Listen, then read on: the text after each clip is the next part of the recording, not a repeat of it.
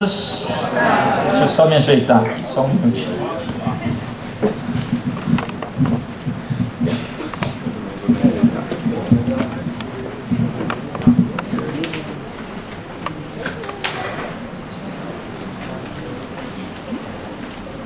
Vou começar hoje com alguns avisos.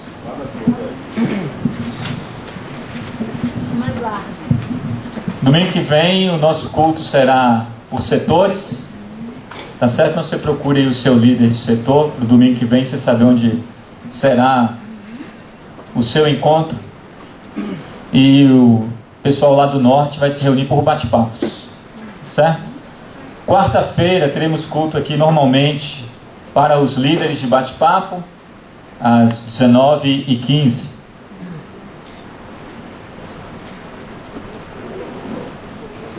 Deixa eu ler alguns e-mails aqui que me chegaram.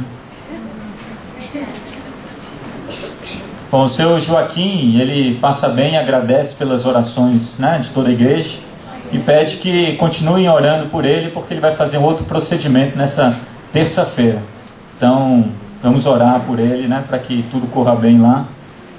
A Adriana, a esposa do Adilson, também, né, pede orações, né, da igreja, que ela também está passando por algumas dificuldades de saúde, né? Então ela pede o apoio de todos através da oração, né? Que ela está tendo algumas dificuldades, né? Com o joelho, né? Está sentindo muitas dores, a fibromialgia também está atacando bastante.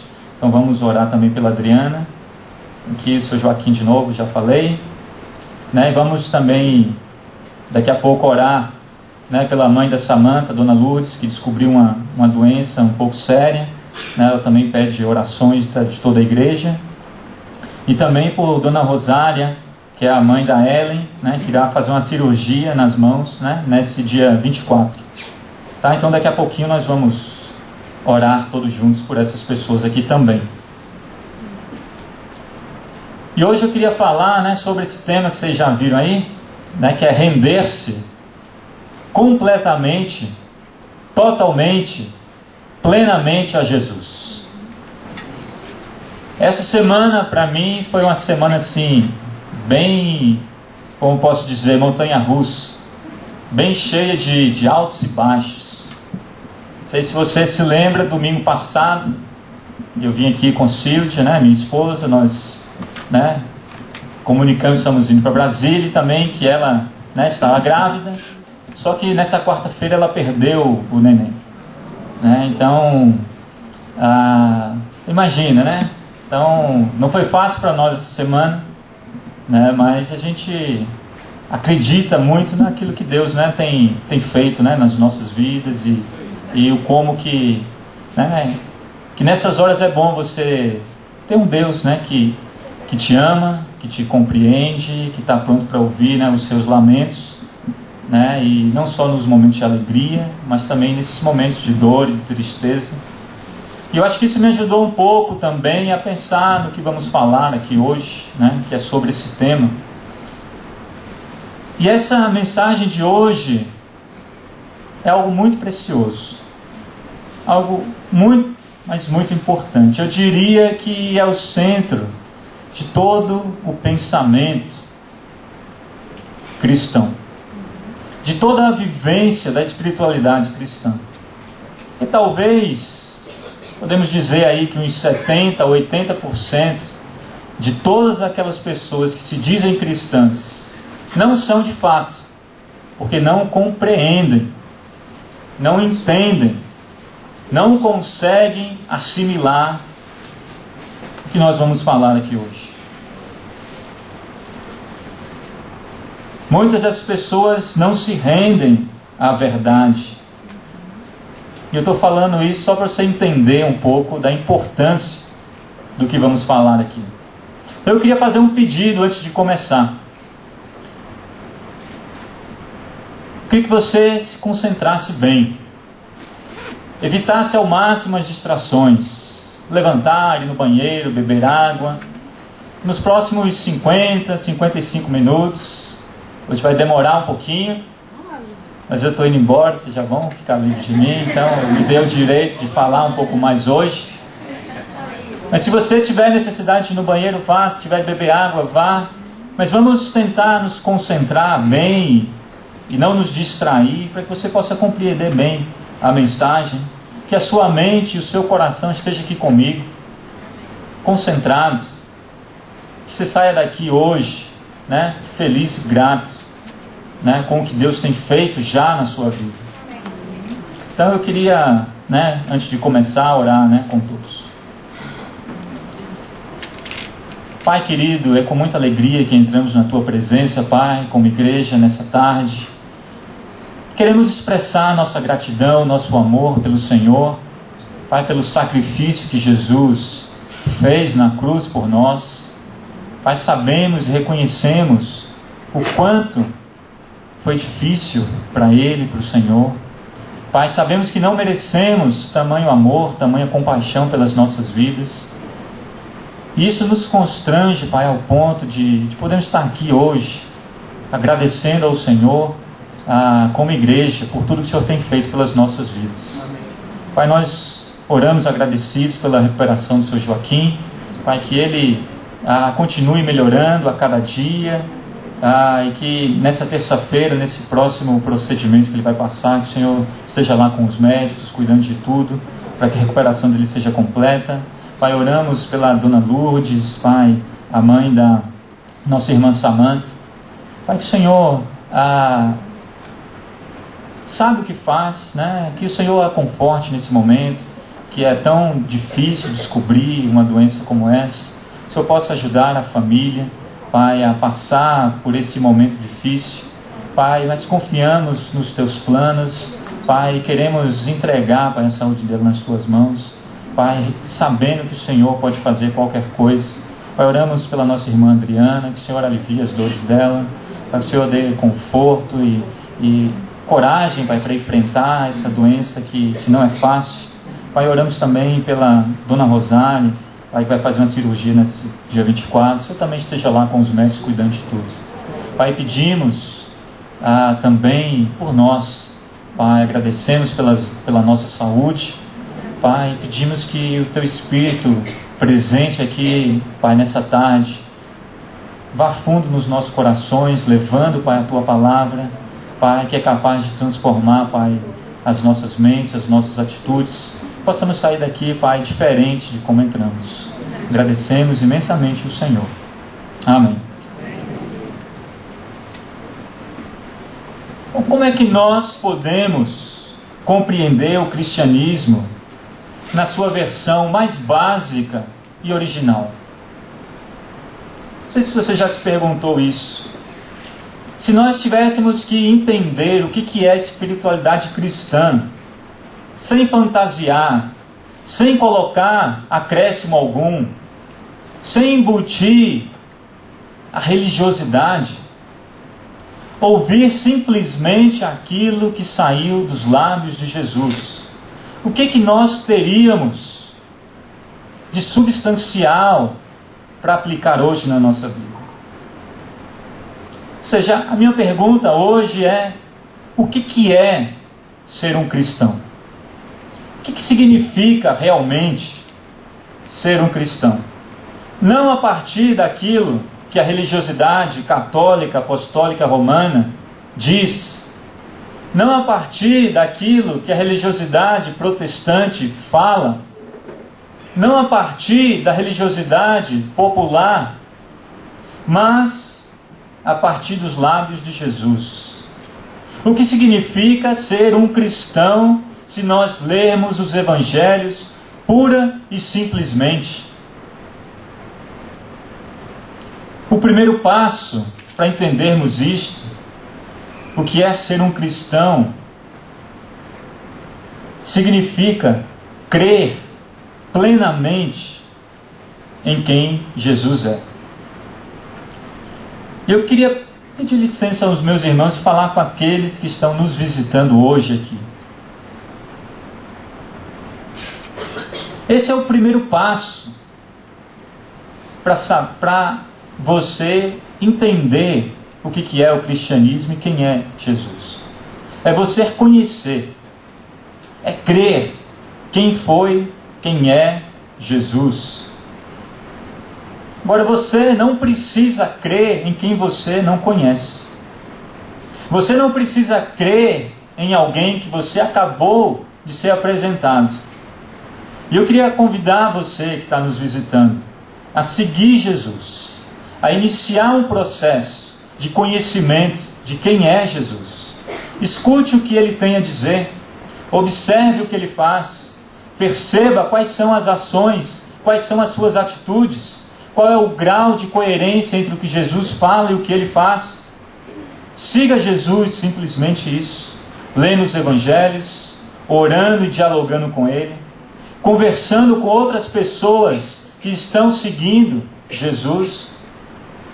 Procure ouvir o que ele tem a dizer e observe o reflexo disso na vida dele, dos discípulos dele e daqueles que estão dispostos a caminhar hoje junto com Jesus. Aí então você vai poder ser honesto, porque ou você vai crer que Jesus é quem ele disse ser a partir do que você ouviu e viu, ou você vai não crer, mas de uma maneira honesta, a partir daquilo que você viu e ouviu a respeito de Jesus. Mas eu também quero ser bem honesto com você.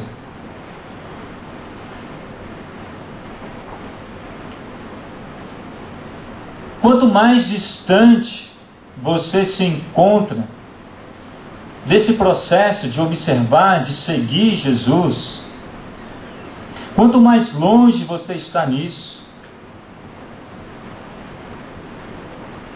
as pessoas que se mantêm a uma distância grande, não vão na fonte buscar conhecer quem é Jesus. Entre essas pessoas existe uma diversidade muito grande a respeito de quem é Jesus, do que ele fez. Só que existe também pessoas que quanto mais próximo de Jesus você está, quanto mais próximo da fonte você vai buscar saber quem é Jesus, maior é o consenso entre essas pessoas de quem é Jesus e o que ele fez. Então o que eu estou dizendo é o seguinte: quanto mais próximo você estiver, quanto mais você ouvir e observar, maiores serão as chances de você crer. Mas seja honesto com você mesmo. Se você não crê, você não precisa também ter medo de se aproximar de Jesus. Mas eu quero ser também honesto com você. Quanto mais você se aproximar de Jesus, maiores serão as chances de você crer.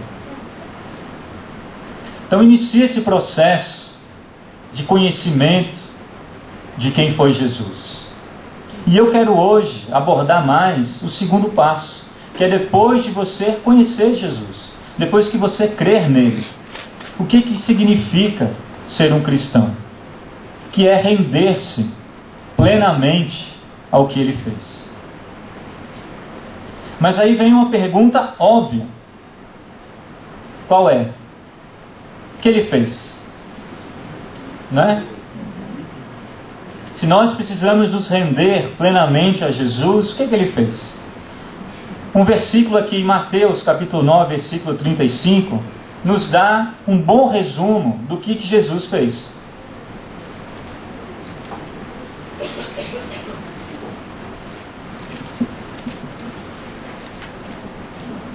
Diz assim: Jesus ia passando por todas as cidades e povoados, ensinando nas sinagogas, pregando as boas novas do reino e curando todas as enfermidades e doenças. O texto aqui diz, em primeiro lugar, que Jesus passava por onde? Por todas as cidades e povoados, primeiro. Agora, muita gente acha que o ministério de Jesus ele era essencialmente rural. Só que o texto, a Bíblia nos diz que Jesus ele era altamente urbano. Jesus passava por cidades e povoados. A mensagem de Jesus era totalmente urbana. Mas é claro que quando Jesus falava, ele também falava com um linguajar rural, quando ele falava dos lírios dos campos, das aves do céu. Isso para que as pessoas que tinham saído dos campos e ido para as cidades também pudessem compreender o que ele estava falando. Só que no contexto, como a Bíblia fala aqui, das cidades e dos povoados, perceba ali o que Jesus fazia. Primeiro, ele ensinava nas sinagogas. Jesus, como um bom judeu e como um bom rabi, ele visitava as sinagogas nos sábados. Ele se assentava lá entre as pessoas e no momento propício da leitura do Antigo Testamento, ou seja, do livro dos profetas e da lei, Jesus tomava a palavra, abria num texto, lia esse texto e explicava o texto. Mas as pessoas que ouviam Jesus na sinagoga, elas eram tomadas de um espanto, porque ele era um rabi, que quando falava, dos seus lábios saíam palavras de graça. Saíam palavras carregadas de graça. Mas a ênfase na graça era muito, mas muito além do que a maioria dos rabis daquela época tinha, com que aquelas pessoas estavam acostumadas a ouvir.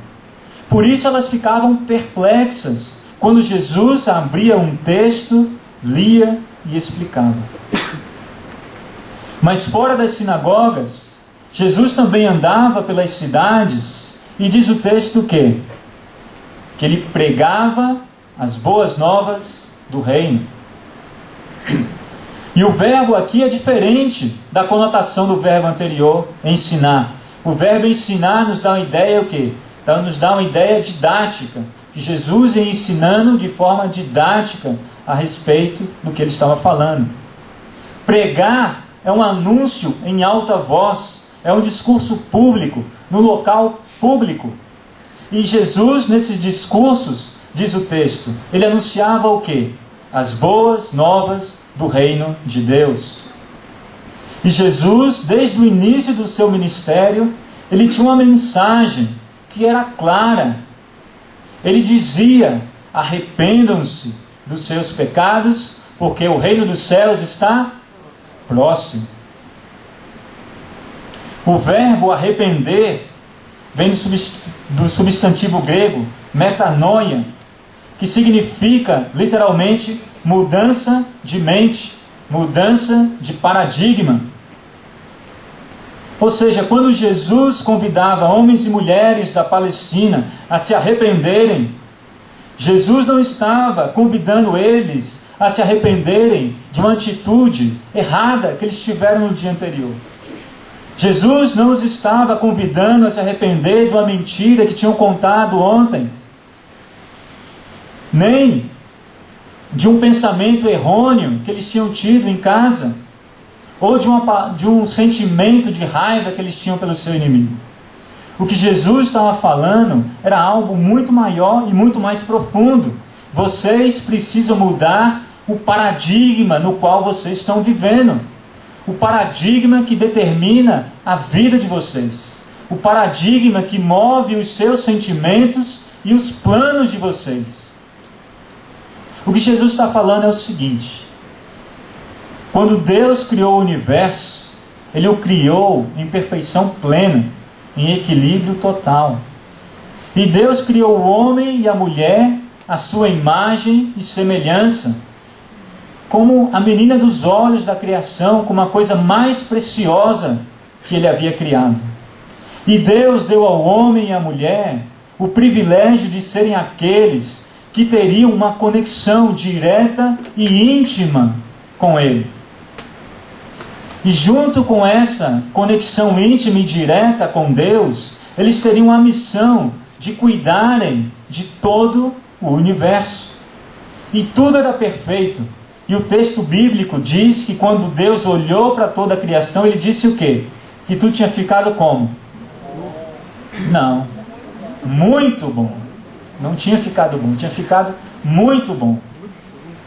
No entanto, aqueles nossos primeiros pais, aqueles seres humanos que estavam lá nos representando, decidiram um dia romper com esse Deus.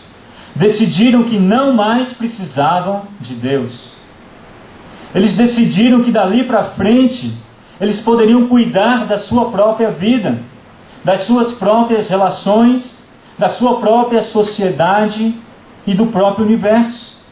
E quando eles rompem com Deus, tudo entra em desequilíbrio.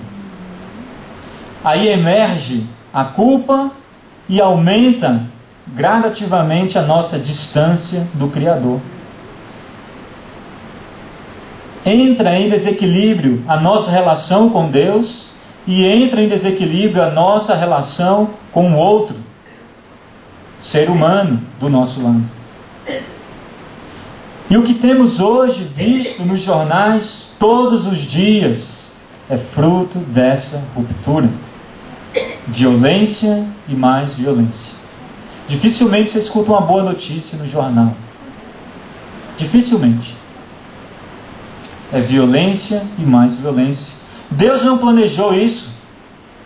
Isso é fruto de seres humanos terem se desconectado do Criador. Foi a ruptura com o Criador que nos levou a construir a sociedade que nós temos hoje. Essa sociedade violenta não é obra do Criador. Ela é obra da criatura rebelde. Ela é obra de seres humanos que se afastaram de Deus e se desconectaram do Criador. Tudo entrou em desequilíbrio. E a partir de então, homens e mulheres passaram a olhar para o universo como um espaço que foi criado pelo acaso, como fruto do acaso. E esses seres humanos passaram então a se verem como o centro desse universo. E os seres humanos passaram a fazer da vida uma busca incessante pela sua própria realização pessoal. Uma busca desenfreada pela felicidade. E a natureza e o meio ambiente e as pessoas à sua volta se tornaram tão somente matéria-prima de realização pessoal. E aonde eles vão buscar a felicidade. E é aí que nós temos a sociedade que nos encontramos hoje. Uma sociedade altamente egoísta, porque cada um está em busca da sua própria felicidade. Cada um se vê como o centro do universo, e tudo que está à sua volta nada mais é do que matéria-prima para a sua própria felicidade. E quando Jesus diz: ei, arrependam-se, mudem de mente, mude o paradigma da sua vida, porque o reino de Deus está chegando. Jesus está dizendo que Ele está entrando na história para inverter novamente a nossa maneira de pensar e agir nesse mundo.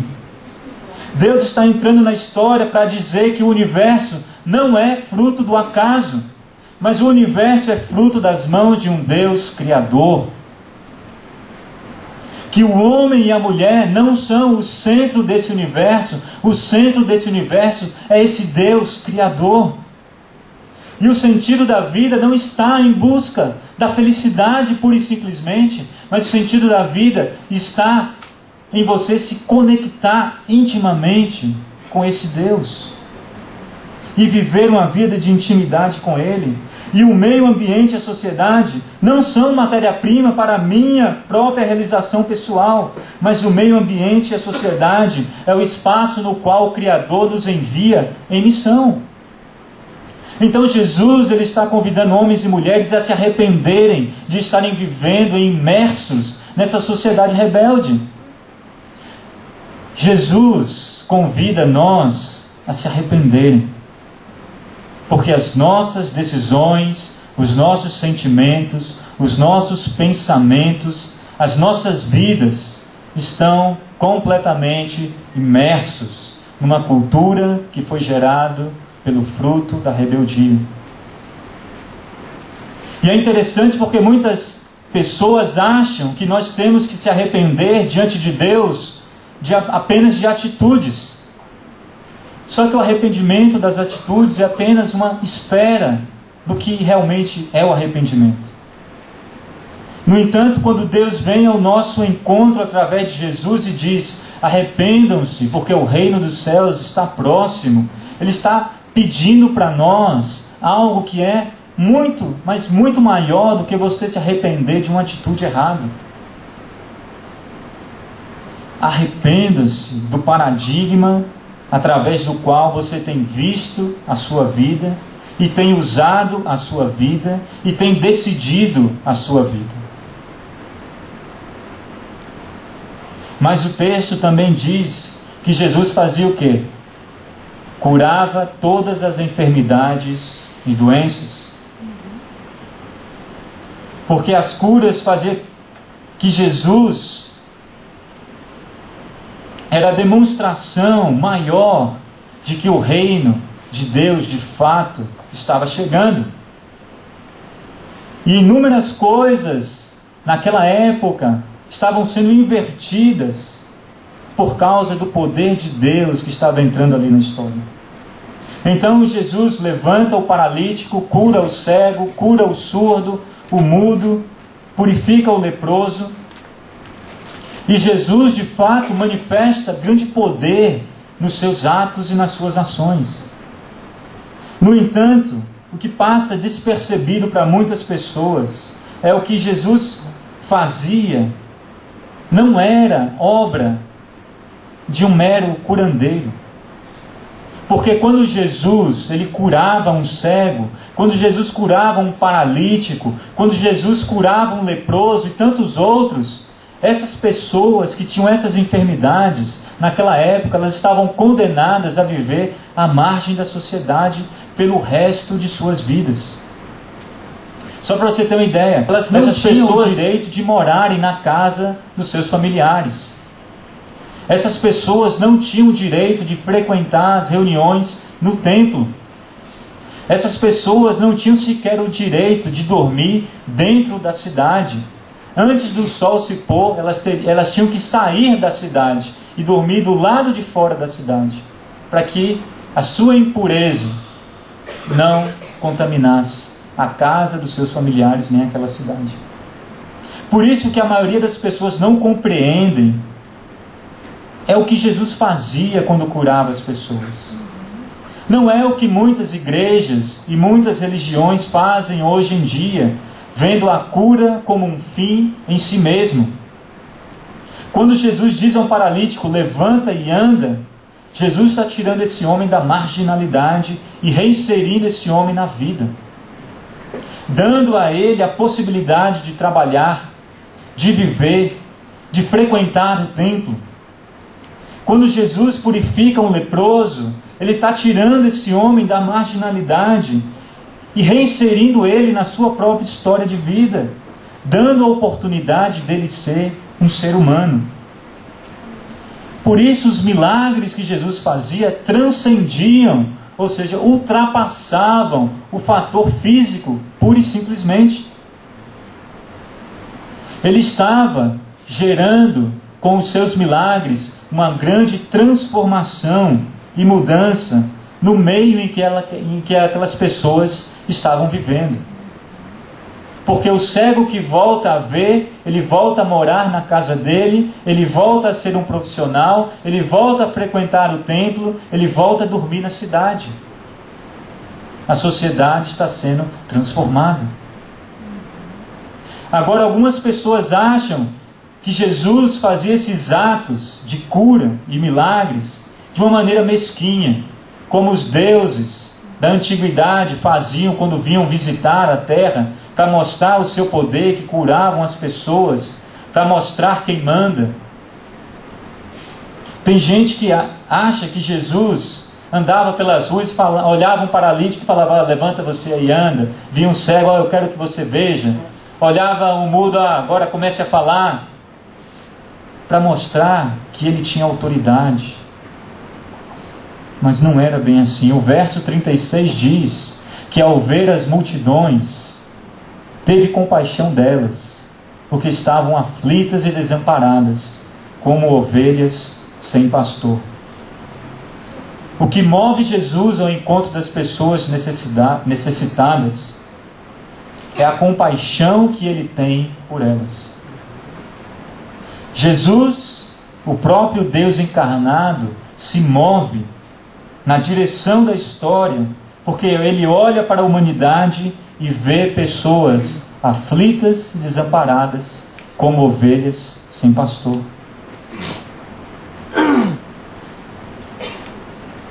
Jesus, ele entra na história para resgatar a mim e a você. Porque ele olha para mim e para você e tem profunda compaixão.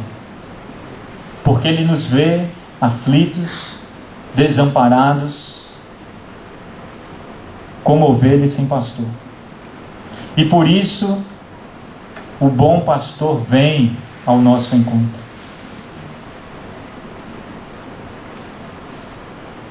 No entanto, apesar dos ensinamentos de Jesus, apesar das boas novas do reino, e apesar das curas serem coisas fantásticas, o interessante é que quando nós somos convidados a nos rendermos diante daquilo que Jesus fez por nós, tudo isso é periférico.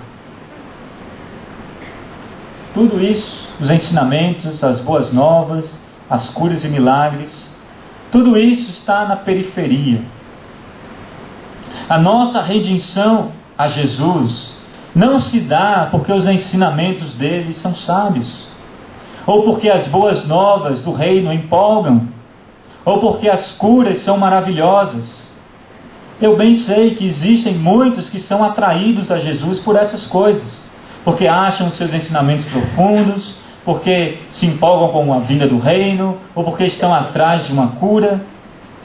No entanto, o centro da nossa redenção está num espaço que é um pouco diferente disso aqui. O centro da nossa redenção a Jesus está na cruz, e naquilo que ele fez na cruz. E eu sei que eu entro aqui num tema que é um pouco desconfortável, porque hoje muitas e muitas igrejas não falam mais sobre a cruz.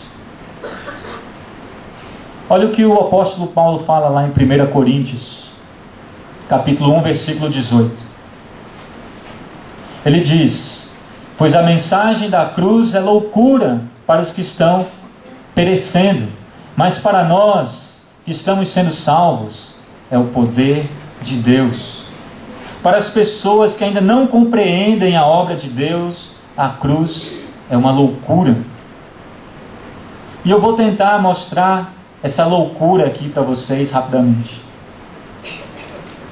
Vamos voltar lá em Mateus 16.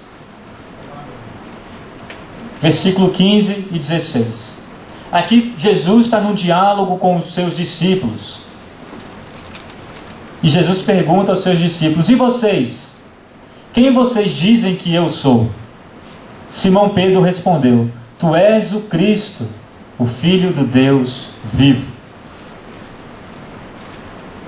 Ou seja, Pedro, num determinado momento, creu que Jesus era quem ele dizia ser.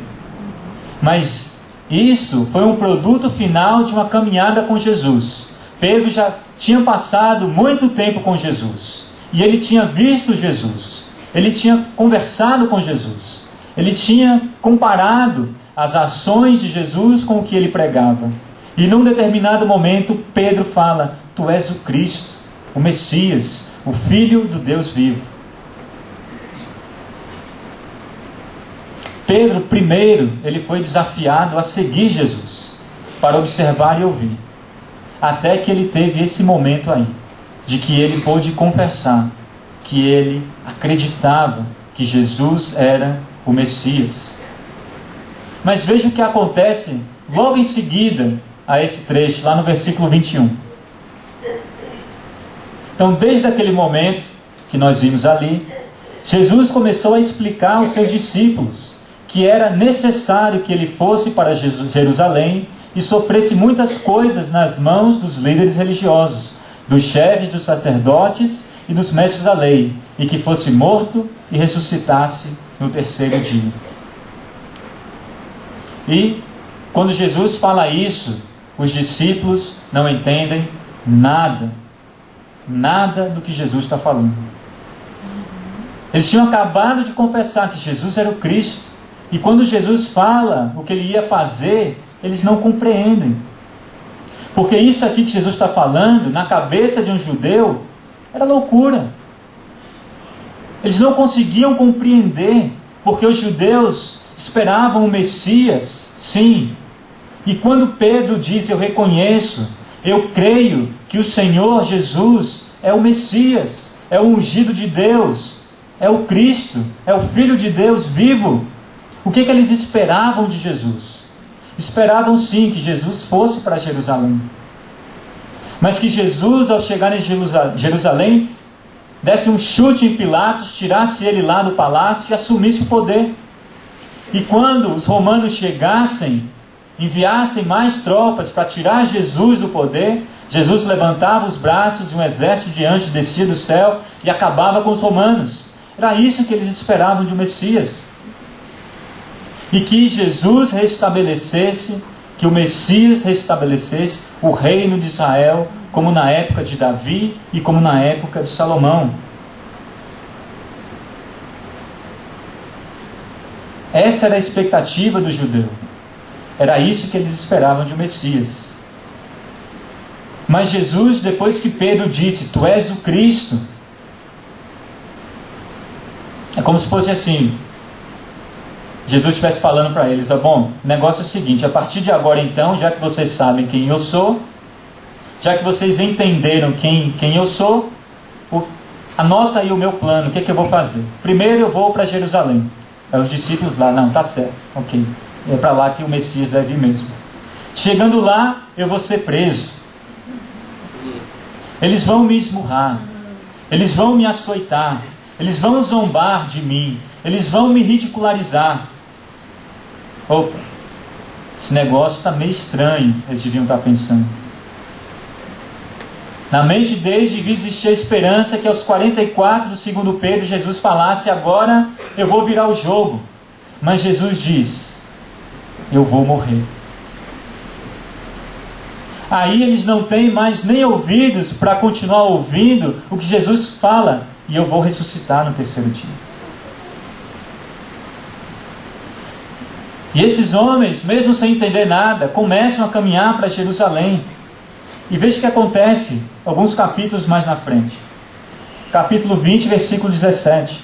Enquanto estava subindo para Jerusalém, Jesus chamou em particular os 12.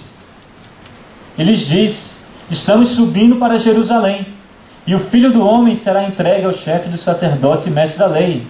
E eles o condenarão à morte, e o entregarão aos gentios, ou seja, aos romanos, para que zombem dele, e o açoitem e o crucifiquem. No terceiro dia, ele ressuscitará. Ou seja, Jesus chama novamente os 12 e fala a mesma coisa para eles. E certamente, não sei o que passava na cabeça dos discípulos, mas você conhecendo mais a história, o que acontece mais na frente, dá a ideia de que os discípulos, Jesus falando por parábolas novamente, né? Não, Jesus não está sendo literal, não é isso que vai acontecer. Chega lá, vai acontecer uma coisa diferente. Mas não, Jesus está sendo bem literal, ele sabe o que vai fazer. Sabe o que acontece quando Jesus chega em Jerusalém? Jesus se reúne com os seus discípulos na noite da Páscoa para celebrar a ceia. E começa a falar com os seus discípulos num tom de despedida. Começa a falar, conversar com eles. E no meio da cerimônia, Jesus pega um pão e diz, este é o meu corpo que eu vou dar em favor de vocês. Comam dele. Depois ele pega o cálice e diz, esse cálice é o cálice da nova aliança no meu sangue. O sangue que eu vou derramar por vocês. Bebam dele. E em seguida ele diz, aquele que vai me trair está à mesa comigo. E depois de uma breve discussão ali na mesa, Jesus diz a Judas, o que tem que fazer, faça depressa. E Judas sai dali daquela reunião, e o texto diz que Jesus canta um hino lá com os seus discípulos, e sai para o Monte das Oliveiras. E lá no Monte das Oliveiras, Jesus chama 3 dos seus discípulos mais íntimos, e fala com eles: olha, eu estou muito aflito e angustiado até a alma. Ore comigo. Ore aqui comigo. E Jesus se ajoelha e começa a orar a Deus, dizendo: Pai, se possível, afasta de mim esse cálice. Porque Jesus previa o que estava prestes a acontecer ali com ele. Jesus, na sua mente, ele já estava vislumbrando o que ia acontecer no dia seguinte, a ponto dele dizer para o Pai: será que é necessário mesmo? Será que é preciso mesmo eu morrer desse jeito? Se possível, afasta de mim esse cálice. E o texto em Lucas diz que Jesus estava tão aflito, tão angustiado, que ele começa a suar gotas de sangue. Mas ele diz: que não seja feita a minha vontade, mas a tua vontade.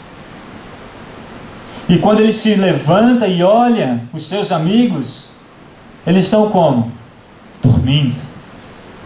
Estão todos lá dormindo. Será que eles não perceberam que Jesus estava aflito e angustiado?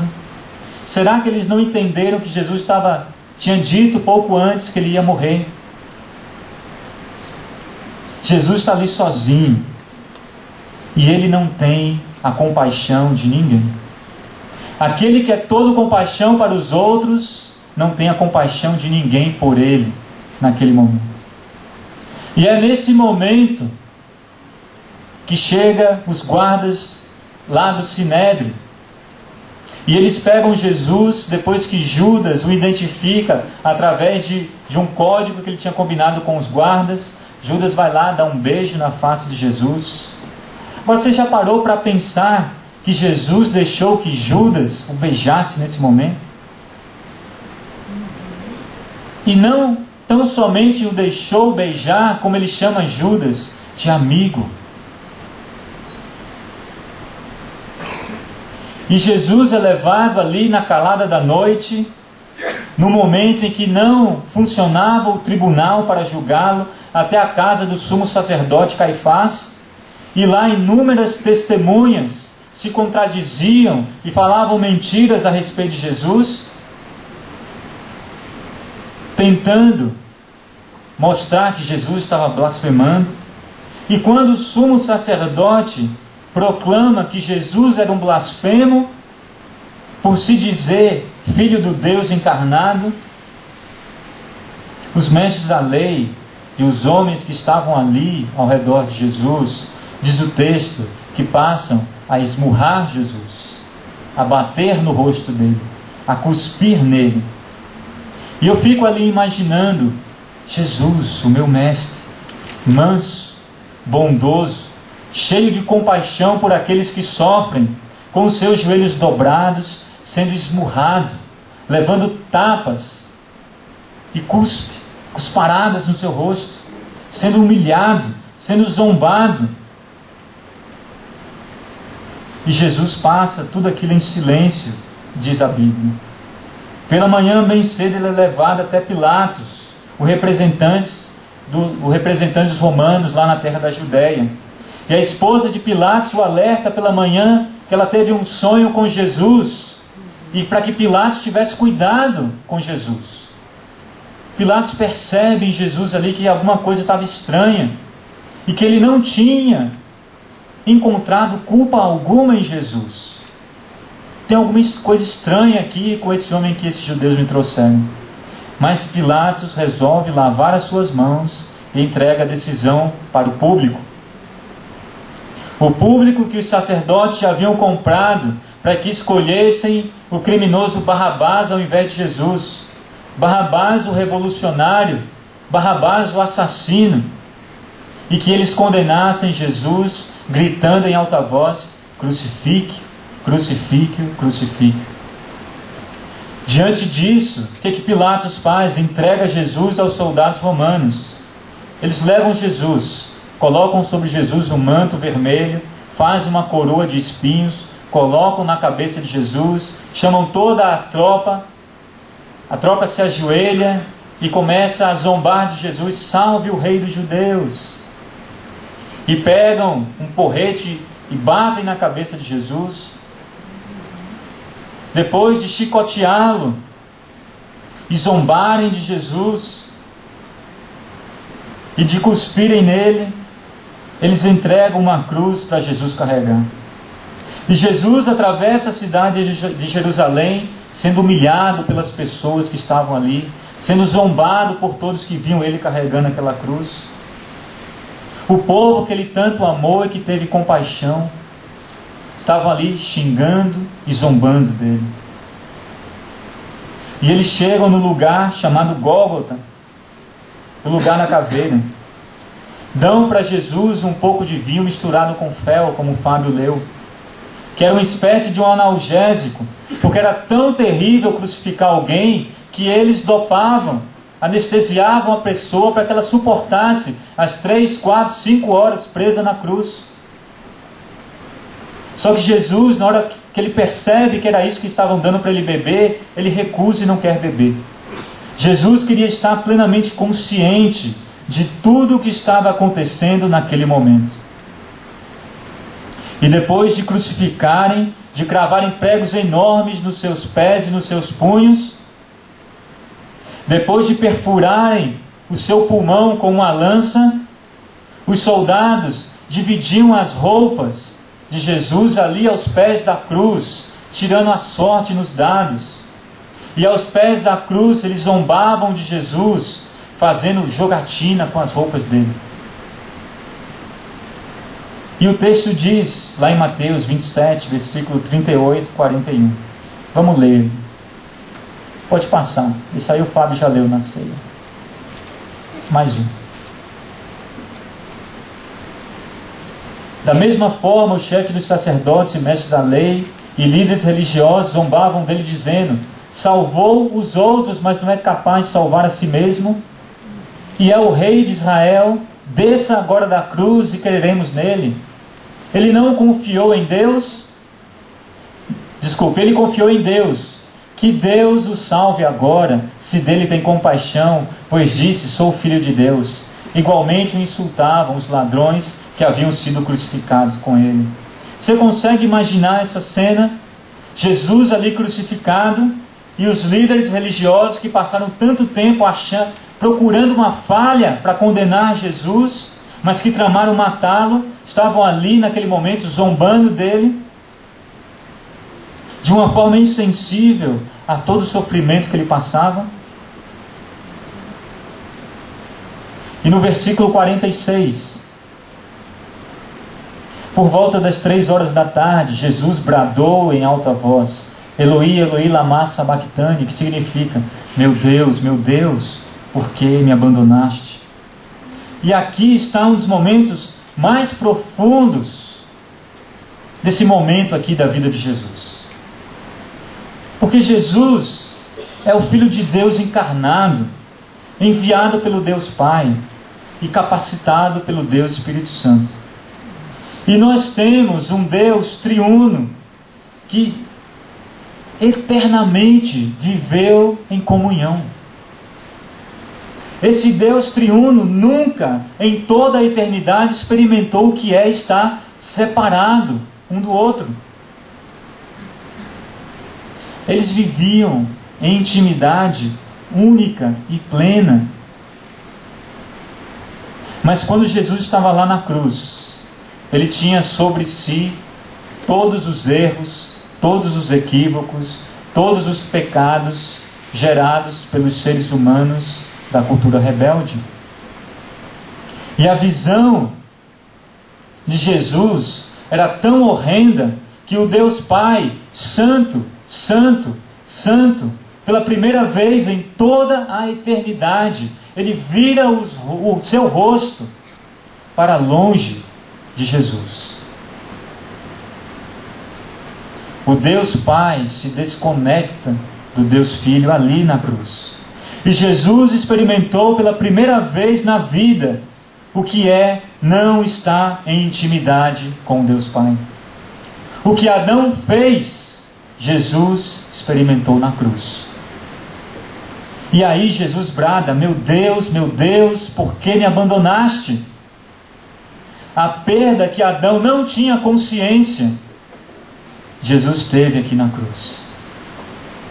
E eu creio, o que fez Jesus suar gotas de sangue na noite anterior, não foi a visão do sofrimento físico que ele ia receber no dia seguinte, não foi a visão do abandono dos seus amigos, não foi a visão do povo xingando, zombando e ridicularizando ele, mas o que fez Jesus suar gotas de sangue, de tão aflito que estava, era a percepção de que esse momento iria chegar e que ele estaria separado do Deus Pai. E ele se tornou aquele que seria punido pelos nossos erros e por nossa rebeldia. E no versículo 50 diz: depois de ter bradado novamente em alta voz, Jesus entregou o seu espírito. Ele morreu. E essa morte de Jesus é a morte que o apóstolo Paulo diz para as pessoas que não compreendem os propósitos de Deus: é loucura. É loucura. Porque como pode um Deus de amor permitir tamanha violência? Como pode um Deus de amor permitir que o seu próprio filho morra numa cruz desse jeito? De maneira tão horrenda. E é por isso que muitos querem hoje o cristianismo sem a cruz. Mas da mesma maneira que não existe o cristianismo sem Jesus, não existe Jesus sem a cruz. Porque a cruz muda completamente a nossa maneira de ver e enxergar quem é Jesus. Jesus não é um excelente rabi. Jesus não é um místico que faz milagres. Ele não é alguém que brinca com a esperança das pessoas. Ele é capaz de morrer pela humanidade. Ele é o Messias, o ungido de Deus, o Cristo, que morreu por mim e por você. E eu sei que tem muitas pessoas que têm dificuldade de entender por que Jesus teve que morrer. Mas pensando um pouco nessa dificuldade, porque era uma dificuldade minha também, entender por que Jesus teve que morrer. Eu busquei a ajuda de um pastor famoso lá nos Estados Unidos, ele chama Tim Keller. Ele é pastor de uma igreja lá em Nova York. Escreveu alguns livros como esse aí, A Fé na Era do Ceticismo, como a razão explica as crenças divinas. E Tim Keller estuda a Bíblia por anos lá em Nova York, com os executivos lá de Wall Street, com aqueles músicos, atores da Broadway. Ele diz que essa questão, por que Jesus teve que morrer, é uma pergunta que ele escuta mais das pessoas do que Deus realmente existe. As pessoas não têm dúvidas de que Deus existe, mas elas não compreendem por que Deus teve que morrer. E muitos falam o seguinte, que o Deus do cristianismo se parece com os deuses vingativos dos tempos primitivos, que precisam ser apaziguados da sua ira através de sacrifício humano. Esse negócio de morte na cruz parece coisa de sacrifício humano, que os deuses da antiguidade faziam para a sua ira ser aplacada. E Tim Keller continua dizendo que essas pessoas que questionam, elas dizem: por que Deus não poderia simplesmente perdoar todas as pessoas, ou pelo menos aqueles que se mostram arrependidos dos seus erros? Eu tenho certeza que você já pensou nisso, porque eu já pensei. Porque se Deus é o Deus Criador, isso ninguém tem dúvidas, se Ele estabeleceu as leis e fez um acordo com nós, seres humanos, de que se vivêssemos em intimidade com Ele, tudo seria pleno em equilíbrio perfeito, mas que um dia decidimos nos rebelar contra tudo isso e viver em desconexão desse Deus Criador, e perdemos todo esse equilíbrio. Mas se foi Deus que fez esse acordo, Ele não poderia, num determinado momento, chegar: olha, tudo bem, eu fiz o acordo, mas espera aí, agora eu desfaço tudo. Vamos mudar as regras. Deixa isso para lá. Daqui para frente, tudo vai ser diferente. Né? Teologia Roberto Carlos. Por que Jesus teve que morrer? O Tim Keller, ele coloca uma coisa interessante. Ele diz que em qualquer relacionamento onde existe algum dano ou prejuízo, o custo será pago por alguém. E eu queria dar 2 exemplos rápidos sobre isso, que fala sobre danos e prejuízos materiais e danos e prejuízos emocionais. Vamos imaginar que você está lá na sua casa, chega lá um amigo seu, ele pede seu carro emprestado, e você empresta seu carro para ele. Ele vai dar ré na garagem, não está acostumado a lidar com o seu carro, vai de vez, arrebenta a traseira do carro e ainda derruba o muro e o portão do carro. Você corre na direção dele, abre a porta, vê se está tudo bem com ele. Você só tem 2 opções nesse momento. Ou você vira para ele e fala: ô meu amigo, né? O carro é meu, o vizinho é meu, mas foi você que fez. Você vai ter que pagar. Né? Tudo bem, você vai ter que pagar. A outra opção, a opção dele qual é? Não, tudo bem, deixa para lá. Mas como deixar para lá? Quem vai pagar o conserto do carro? Quem vai pagar o muro e o portão do vizinho? Se você deixar para lá, você vai ter que pagar. Não tem como. Alguém vai ter que pagar a conta. Ou você vai pela justiça e obriga ele que bateu o carro a pagar, ou você vai assumir a dívida e vai pagar. Mas não tem como deixar para lá. Em qualquer relacionamento onde existe dano ou prejuízo, o custo será pago por alguém. Isso também acontece no campo emocional. Vamos imaginar que você tem um amigo e esse amigo começa a falar mal de você, né? Te passa a perna lá no trabalho, começa a te difamar, e você tem que passar aí alguns meses, anos, fazendo terapia para se recuperar do baque que você levou daquele amigo, daquela pessoa que você confiava. Ele faz você perder noites de sono. Você tem 2 opções com essa pessoa. Ou você dá o troco e difama ela também, faz da vida dela um inferno, entra lá no Facebook e detona ela, abre a comunidade lá no Orkut, eu odeio fulano de tal, fala mal dela, liga para os fornecedores dela e fala: esse cara é um pilantra, não presta. Ou você perdoa.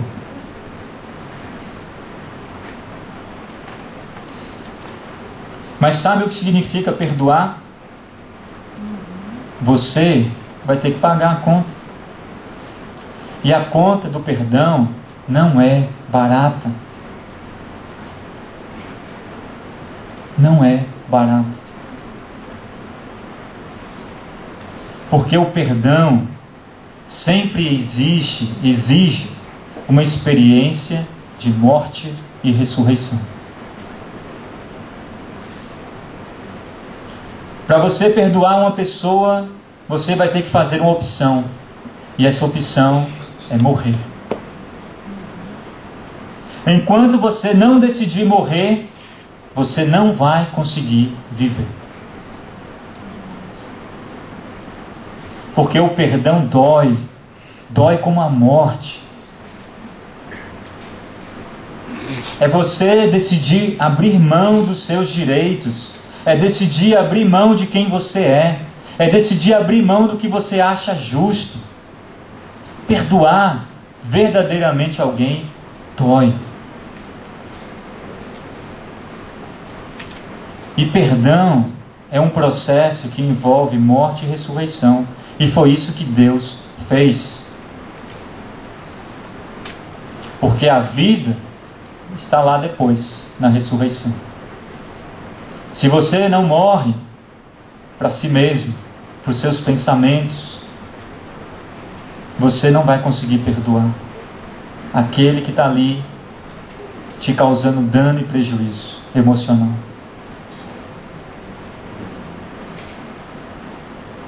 Para nos perdoar, Deus, o Deus Santo, Santo, Santo, esse Deus que é justo, justo e justo, entrou na história na pessoa do Deus Filho.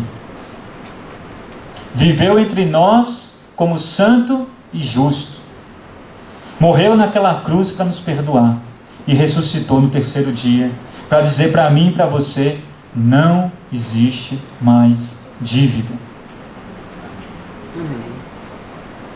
Sabe o que faz muitas pessoas acordarem mais cedo para ler a Bíblia e orar? Elas acham que existe uma dívida. Sabe o que faz muitas pessoas irem todos os domingos à igreja? Elas acham que existe uma dívida. Sabe o que faz as pessoas procurarem ser boazinhas e fazerem caridade?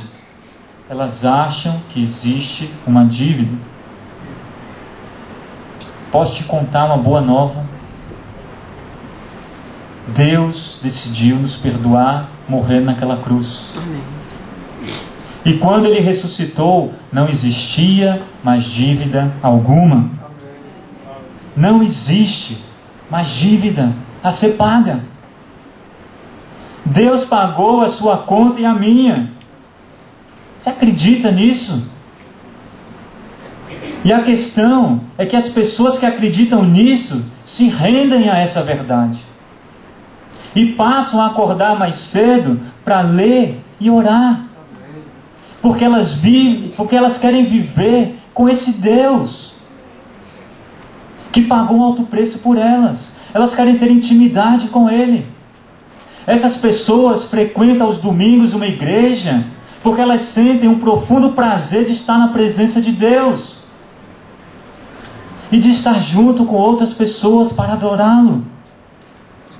Essas pessoas procuram viver de uma maneira bondosa e fazer o bem para aqueles que sofrem, porque elas sabem que isso é uma expressão de gratidão que elas têm a um Deus que as amou sem limites, que perdoou toda a dívida. E elas se rendem a essa verdade. Assim, eu concluo com duas coisas para você pensar.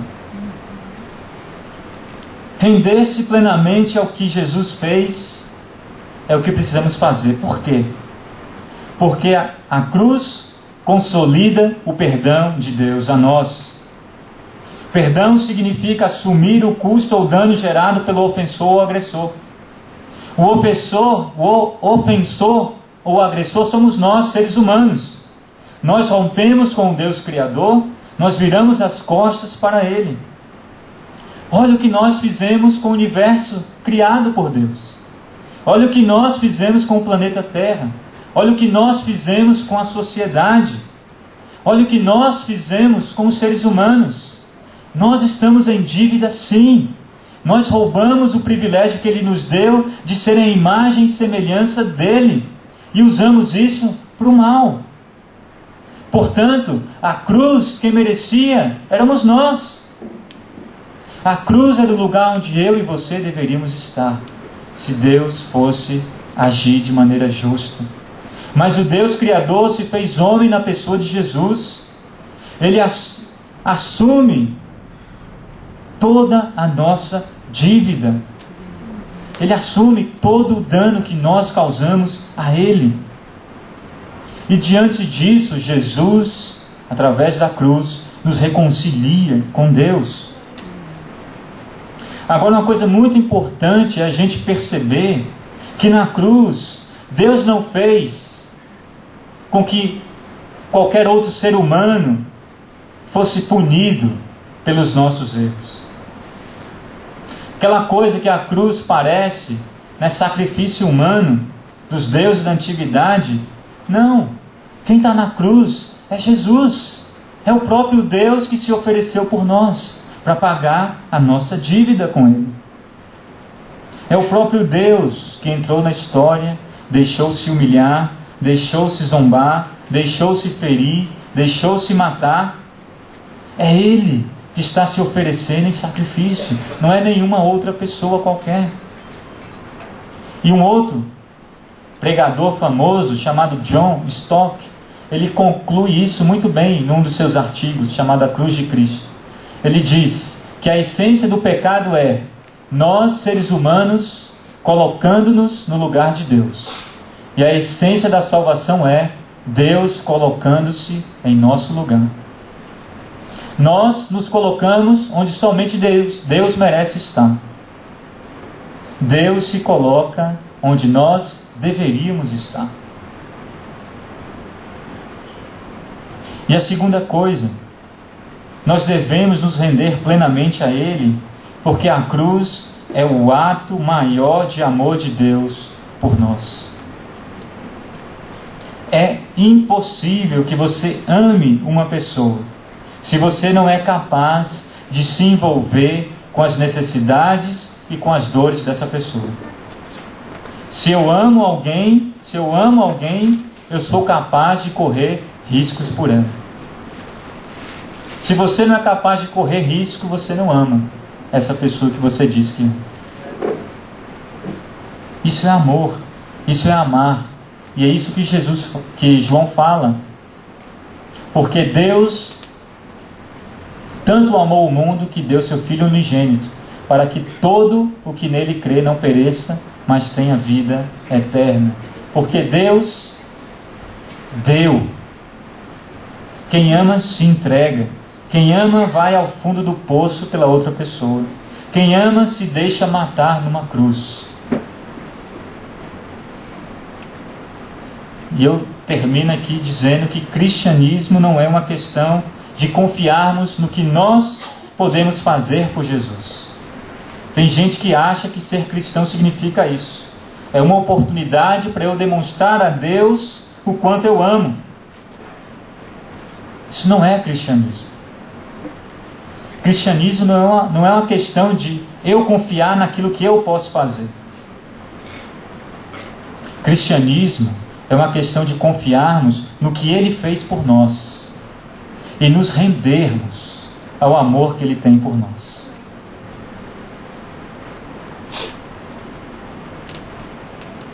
E eu queria terminar a nossa reunião aqui nessa noite de uma maneira diferente. Queria primeiro, nós cantamos aqui, no momento da ceia, um hino chamado Ruth Cruz. Eu não sei se você prestou atenção na letra. É uma letra difícil de entender. Palavras difíceis. Mas é um hino que retrata bem o que é a cruz. E eu queria fazer o seguinte, chamar o coral para cantar de novo esse hino aqui. E eu queria pedir para que primeiro, a primeira estrofe e o refrão, só as mulheres cantassem. E os homens vão fechar os seus olhos e vão meditar na letra e se render a Jesus. Amém. A segunda estrofe e o refrão, os homens vão cantar, e aí é a vez das mulheres se concentrarem na letra, meditarem, se renderem. E a terceira estrofe e o refrão nós vamos cantar todos juntos, como uma comunidade que se rende a Jesus. E eu quero te desafiar a uma coisa: reflita em tudo aquilo que aconteceu na cruz. Não permita que o seu coração continue insensível diante de tamanho amor demonstrado por você. Amém.